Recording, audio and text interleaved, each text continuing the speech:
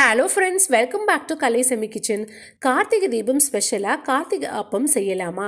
கார்த்திகை அப்பம் வந்து நிறைய மெத்தடில் செய்யலாம். இன்றைக்கி நம்ம பார்க்க போகிறது ரொம்ப easy and simple way of making. இந்த கார்த்திகை அப்பம் வந்து வெளியே நல்லா கிறிஸ்பியாக உள்ள பஞ்சு போல் சாஃப்டாக இருக்கும். ஒரு கப் பச்சரிசியை நல்லா வாஷ் பண்ணிவிட்டு தண்ணி விட்டு 2 மணி நேரம் ஊற வச்சிடலாம். இது நல்லா ஊறிட்டுருக்கட்டும். அதுக்குள்ளேயே நம்ம வந்து வெள்ளை கரைசலை ரெடி பண்ணிக்கலாம். ஒரு பேனில் 3/4 கப் வெல்லம் சேர்த்துக்கலாம். 1 கப் அரிசிக்கு 3/4 கப் வெல்லம் சரியாக இருக்கும். 1/4 கப் தண்ணி சேர்த்து இதை வந்து நல்லா கரைச்சி விடணும். அடுப்பு லோ ஃப்ளேமில் வச்சு நீங்கள் வெள்ளை கரைசலை ரெடி பண்ணுங்கள். நல்லா இதை மிக்ஸ் பண்ணி விடணும். இந்த வெள்ளை கட்டிலாம் வந்து கரைஞ்சி இந்த மாதிரி லிக்விட் கன்சிஸ்டன்சிக்கு வரணும். பாகு பதம் எதுவும் தேவையில்லை. இப்போ எல்லாம் நல்லா கரைஞ்சிருச்சு. இந்த வெள்ளை பாகு எடுத்து ஃபில்ட்ரு பண்ணிக்கலாம். இந்த ஃபில்ட்ரு பண்ணுற ஸ்டெப் வந்து ரொம்பவே எசென்ஷியல். ஏன்னா நிறைய இம்ப்யூரிட்டிஸ் இருக்கும் இதில். பாருங்கள் எவ்வளோ தூசி இருக்குதுன்னு. இந்த வெள்ளை பாகை வந்து ஃபில்ட்ரு பண்ணி எடுத்து வச்சாச்சு. இது நல்லா ஆறிட்டுருக்கட்டும். இப்போ 2 மணி நேரம் ஆச்சு. அரிசியும் நல்லா ஊறிடுச்சு. இந்த ஊறின அரிசியை தண்ணியை வடிச்சிட்டு அப்படியே மிக்ஸி ஜாரில் சேர்த்துக்கலாம். இது கூட வந்து 1/4 சிட்டிகை உப்பு சேர்த்துக்கலாம். உப்பு சேர்க்குறதுனால ஸ்வீட்னஸை வந்து நல்லா என்ஹான்ஸ் பண்ணி கொடுக்கும்.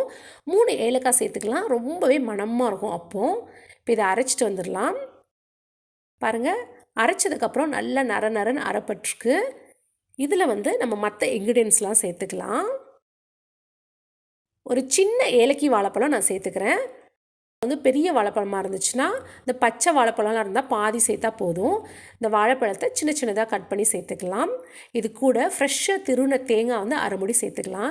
டெசிகேட்டட் கோகோனட்டு இல்லாட்டி ஆல்ரெடி திருவி ஃப்ரிட்ஜில் வச்ச தேங்காய் சேர்த்திங்கன்னா அந்த அளவுக்கு ருசி வராது. இந்த மாதிரி ஃப்ரெஷ்ஷாக திருவி சேர்த்திங்கன்னா அதுக்கு ஒரு தனி ருசி உண்டு. அதுக்கப்புறம் நம்ம வெள்ளை கரைசல் ரெடி பண்ணி வச்சுருக்கோம்ல, அதில் பாதி எடுத்து ஃபஸ்ட்டு இதில் விட்டு அரைச்சிட்டு வந்துடலாம்.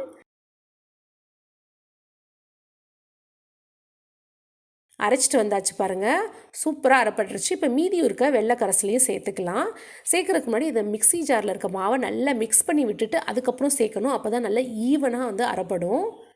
இப்போ இந்த வெள்ளை கரைசலையும் சேர்த்துட்டு இப்போ அரைச்சிட்டு வந்துடலாம். ஒரு ஸ்பூன் யூஸ் பண்ணி இல்லாட்டி ஒரு ஸ்பேச்சுலா யூஸ் பண்ணி நல்லா அந்த மாவை கிண்டி விட்டுட்டு அதுக்கப்புறமா வந்து அரைச்சிட்டு வாங்க. பாருங்கள், சூப்பராக அரைப்பட்டுருச்சு. இப்போ நம்ம மிக்ஸ் பண்ணி பார்த்தாலே தெரியும், அருமையாக இருக்குது. ஒரு கிண்ணத்துக்கு இதை ட்ரான்ஸ்ஃபர் பண்ணிடலாம். நீங்கள் கன்சிஸ்டன்சி செக் பண்ணிக்கோங்க. ரொம்ப கெட்டியாக இருந்துச்சுன்னா இல்லை கொஞ்சம் தண்ணி கலந்துக்கணும். இல்லை கரெக்டாக இருந்துச்சுன்னு உங்களுக்கு தோணுச்சுன்னா நீங்கள் அப்படியே யூஸ் பண்ணலாம். நான் வந்து கொஞ்சமாக தண்ணி சேர்த்து அதை நல்லா மிக்ஸ் பண்ணிக்கிறேன்.